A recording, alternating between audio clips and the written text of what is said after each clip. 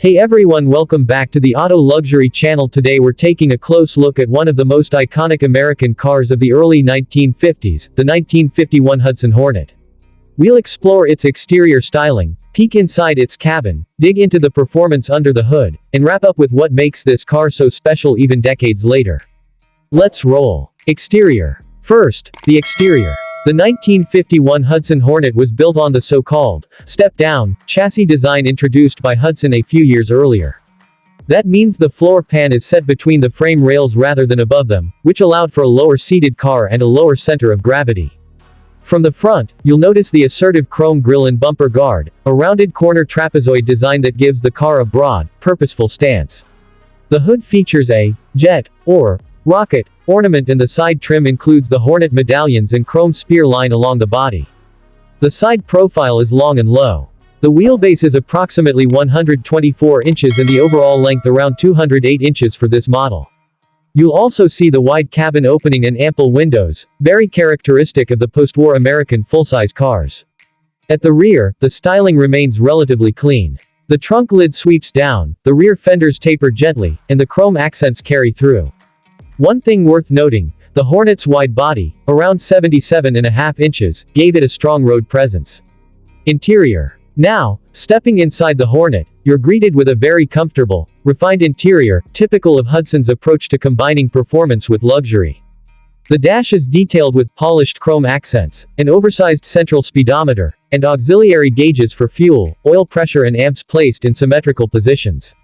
Period commentary noted the Buck Rogers style instrumentation. Seating is generous. A full-width front bench seat in many models, with room for 6 passengers, 3 up front and 3 in the rear in the 4-door sedan version. Upholstery often featured patterned inserts, leather-grained materials and quality trim. Materials and build quality stand out. Door pockets, grab handles, assist straps, and even robe hangers were part of the finishing touches in some models. Behind the wheel, the driving position is lower than many contemporaries thanks to the step-down design. That means the driver sits in, rather than on, the car, giving a unique sensibility of being slightly nestled within the body. This is where the 1951 Hudson Hornet truly shines. Under the hood sits Hudson's high-compression, H145, straight-six engine with a displacement of 308 cubic inches, about 5.0 liters, the largest displacement 6-cylinder production engine of its time. With a 2-barrel carburetor and a compression ratio around 7.2:1 for the high-compression version, the engine produced about 145 horsepower at 3,800 RPM and roughly 275 pound-feet of torque. During its mid-year rollout, Hudson offered the Twin H Power option, dual single-barrel carburetors and a special intake manifold, which elevated output even further.